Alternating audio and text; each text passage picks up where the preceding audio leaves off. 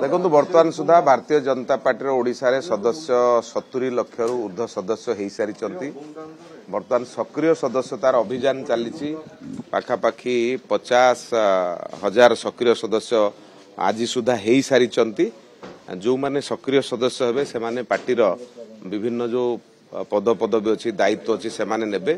तेणु यही मासर 30 तारिख भितर प्रत्येक स्थानीय समिति जो बूथ कमिटी अच्छी तार निर्वाचन हम तेणु ये मास होउची आमर जो संगठन पर्व आरंभ होईची ये संगठन पर्व रे सक्रिय सदस्यतार बर्तमान अभियान जोरदार रे चली एवं समस्त बूथ कमिटर सभापति मानकर निर्वाचन यही मास भितर समाप्त हम।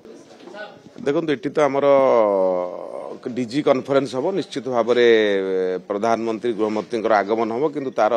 निर्दिष्ट भाव में सरकार तरफ आपको तार सूचना मिले बर्तमान सुधा कौन पार्टी कार्यक्रम पार्टी को कौन सूचना आसी ना से परवर्ती समय जो सरकार तरफ कार्यक्रम हम सरकारी हिसाब से आपको सूचना मिल जाए।